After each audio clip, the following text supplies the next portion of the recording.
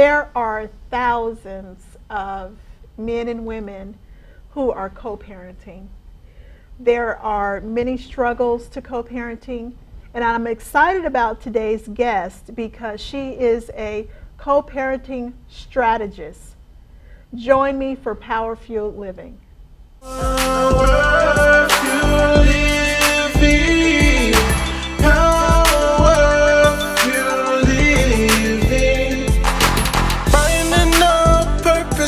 Fulfill your life, living out your passions with a few lives.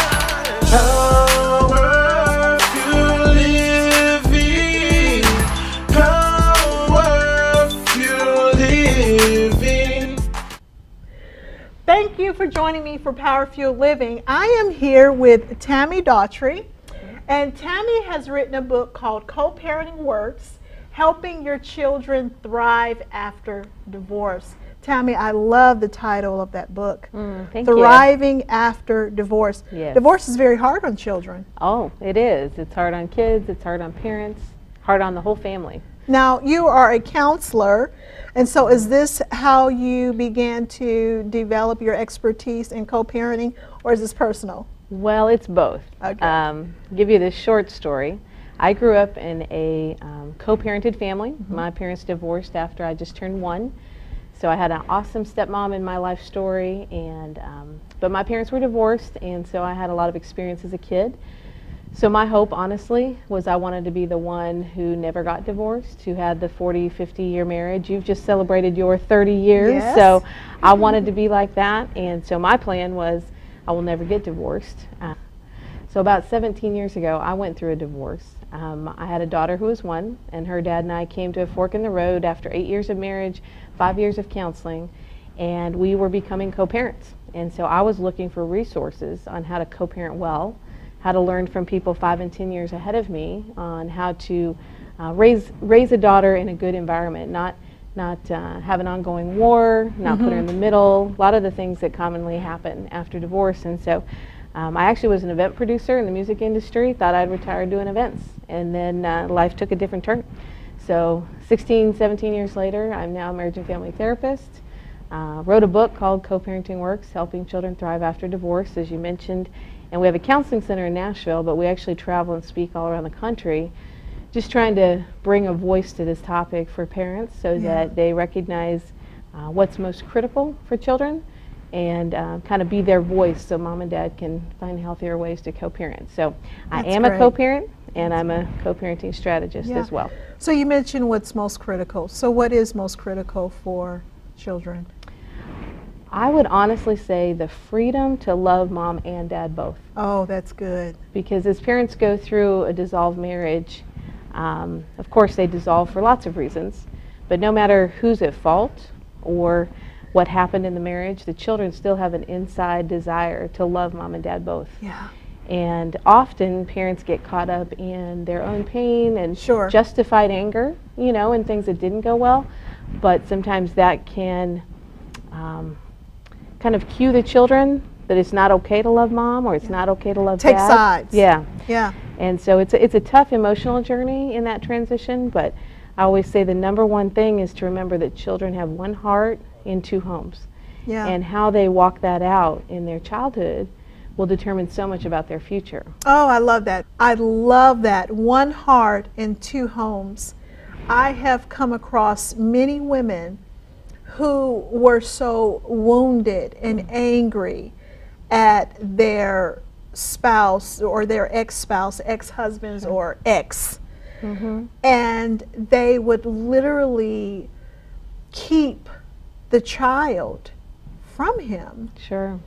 Berate the man, you know, and just really try to turn the child against him. And unfortunately, that is a common thing that happens. I mean, when we get hurt, we tend to respond in anger, and many times hurting parents hurt their children because they're still so angry at their ex.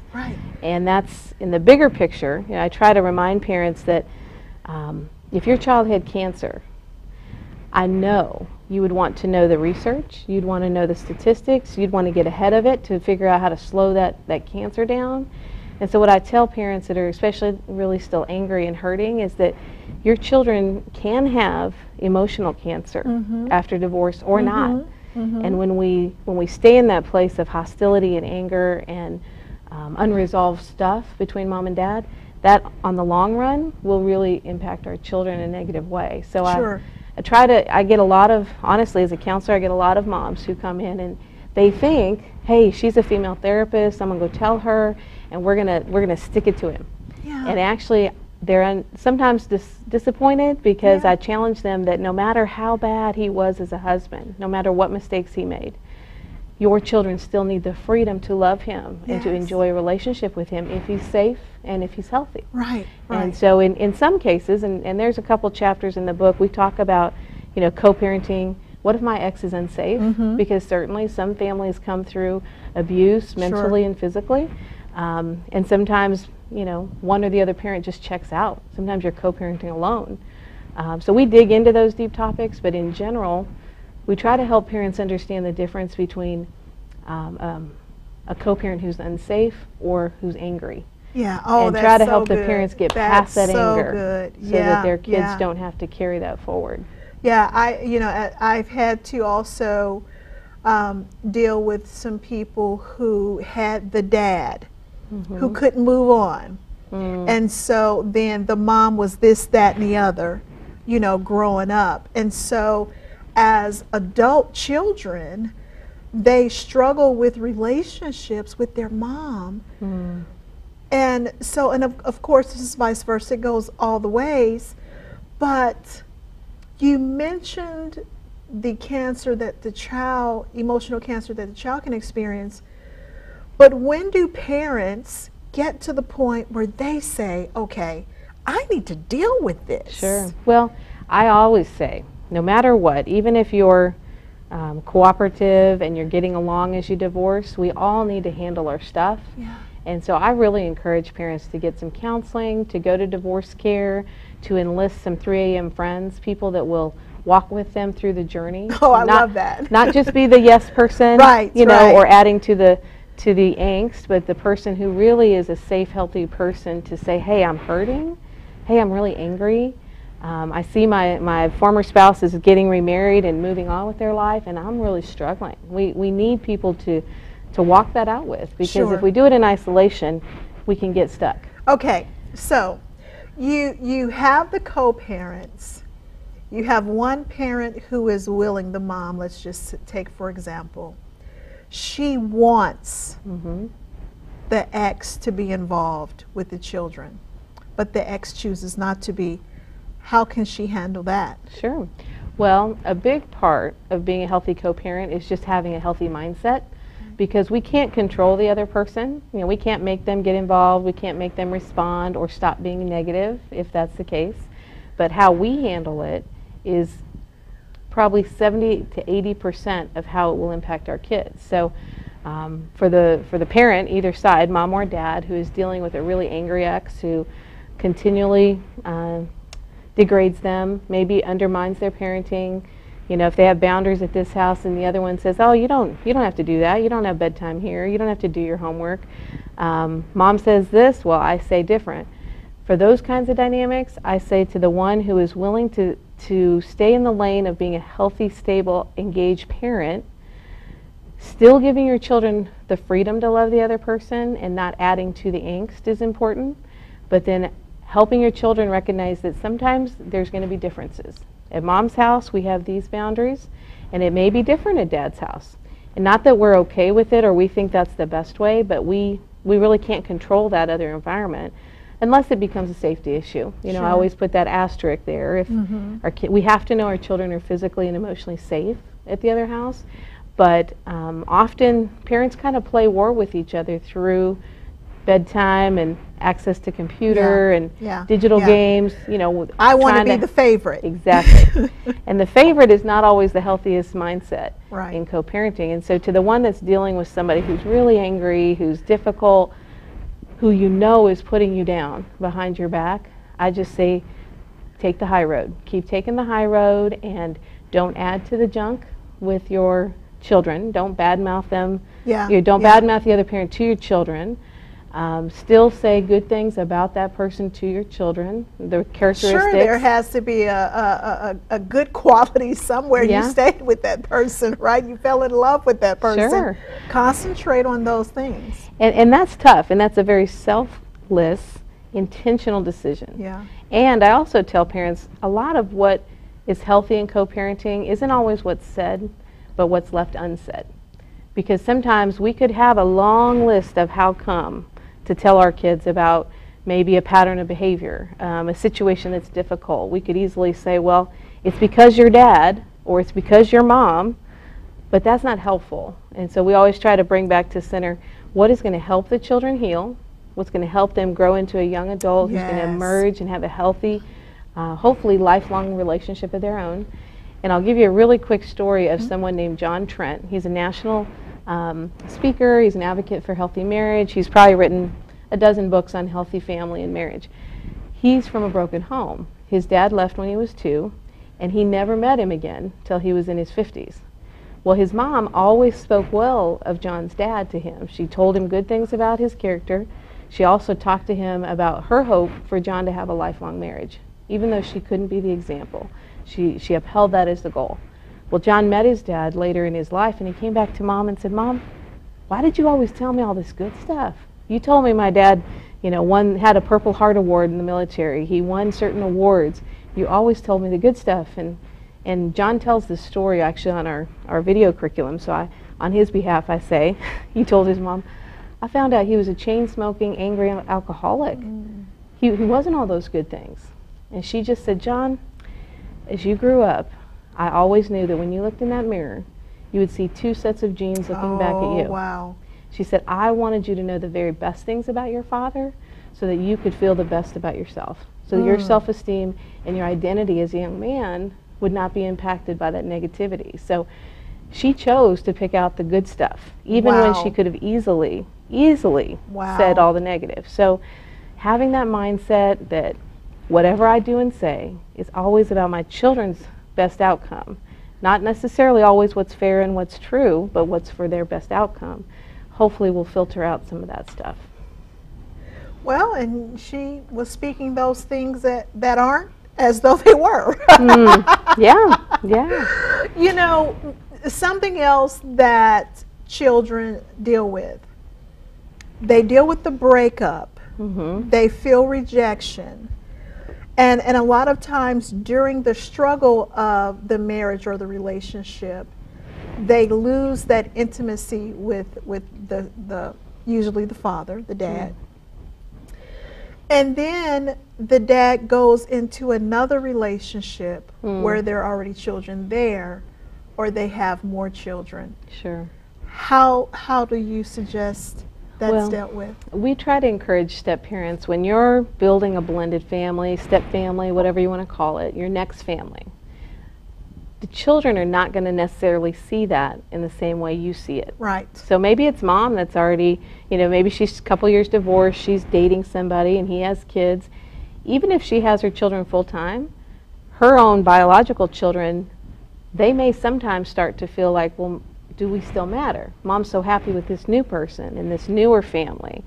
So no matter the circumstances, we just try to remind moms and dads, when you move on and you start dating and you bring other adults and other children in the picture, don't forget to make sure you still have a deep, intentional bond with your bio kids. That if you are remarrying, and especially for the parent that doesn't have the children as much time, the smallest amount of time, when they do come to visit, don't lose sight of who they were to you before the next family came.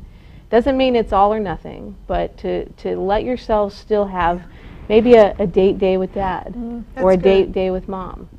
Because often kids, on the outside, they're trying to enjoy it, and they probably do. But there's still a part that wants to be seen and heard and know that they still matter most in the big picture as all the families are moving forward. So, and we're in a blended family. My husband, Jay, he lost his first wife in a car accident. So 11 years ago, their mom went to heaven. And so as I married Jay 8 years ago, 3 kids. We blended 4 total. I wish I had known to make sure that they spent a lot of one-on-one time with their dad. They loved me. I mean, the oldest wrote a song for the wedding. They were all excited about it, and there was such sweet bonding that happened, and yet they still longed for alone time with their dad.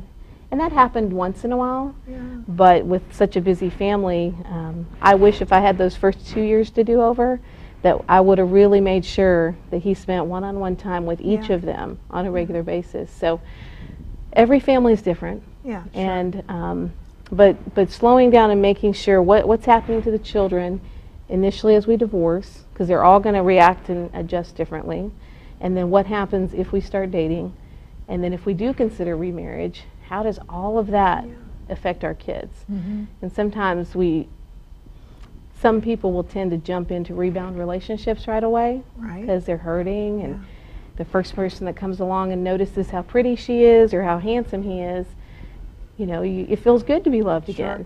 But don't forget that your kids need time to adjust to all of that. And they're still wondering, well, gosh, mom and dad, I wish they could be back together.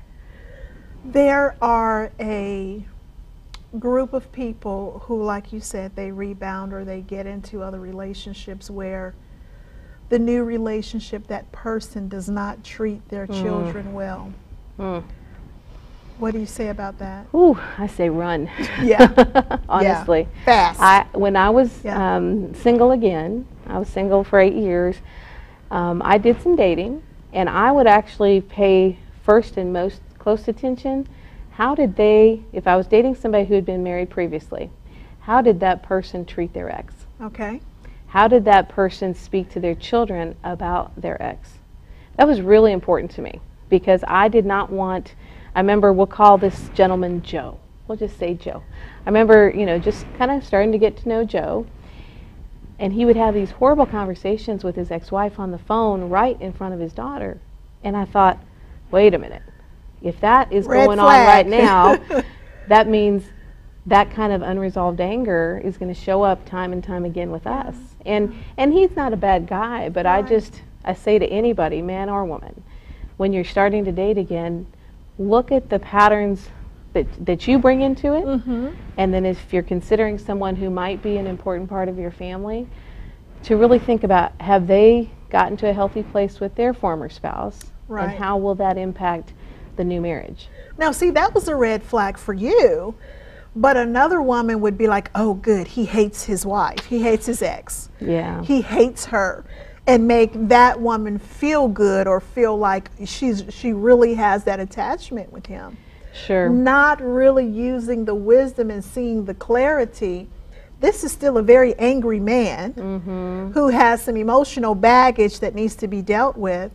And like you said, if he's doing this in front of the children, he's not being mindful of the children. And so that is an absolute red flag. It is. But you will have some women who just take the complete opposite view of it and say, oh, good. Well, the big picture, especially if your kids are, you know, maybe junior high, younger, when you remarry, you're not just marrying that person. That person's former person is part of your extended family, and that anger and hostility can show up in ways that really can be very destructive. And I agree, some people would think initially, oh good, that means he's moved on, he hates her, he's going to love me the most. But at the core of that kind of character and unresolved conflict, I think there's a lot of brewing that could happen that's going to be unhealthy and painful in that new serious and potential marriage. So we really encourage couples, especially if they're considering blending a family, to go through a premarital process, and we do that actually at our counseling center. We work with premaritals all the time. We love it, and we have a 10-week. I call it kind of marriage coaching, not so much counseling, but it's a 10-week thing we take couples through, and there's an online piece, and then there's one-on-one with my husband and I, and we sit down with these couples and really take a deep dive to see, in all 8, 9 different areas of their relationship, are they compatible, and what growth areas do they have, and what strengths do they have? Because sometimes rushing into a happy next marriage, there might be red flags that nobody wants to talk about, because if we talk about it, then maybe it won't work out. Or not even identified, because a lot of times, you know, you're still so vulnerable Sure. from the breakup and from the transition that you're not even seeing clearly. Right. And so premarital counseling can absolutely help really uncover some of those Yes. red flags as well. And it can give you a lot of confidence. Yeah. That maybe, you know, if you really do feel like, gosh, we're a healthy match, we've both, you know, as best we can, we've moved on from our past, we're still co-parenting with our former spouses. Coming into that process can really give you confidence that, okay, we are in a really healthy place. And we also work with kids a lot. Yeah, I was going to ask, do you involve children in these meetings as well? We can. We Yeah. certainly can. Yeah. Yeah. And we work with a lot of single parents and step parents who are in really critical, hard places with their kids, especially their teens. Yeah. And we love working with those kinds of families because teens need a safe place to talk. Sure. Mom and dad aren't always, they love mom and dad, but in these divorce and remarried spots of life, it's tough for teens to really be honest and put their heart out there. So we try to kind of be a sounding board to help them process and talk about the things that maybe they don't know how to talk about with mom and dad. And then we bring them all together when needed. So. Yeah. This sounds like a great resource. Oh my gosh. So tell me about some other resources that you guys have. Sure. Well, we've got the book, Co-Parenting Works. Then we created a whole digital curriculum, One Heart, Two Homes.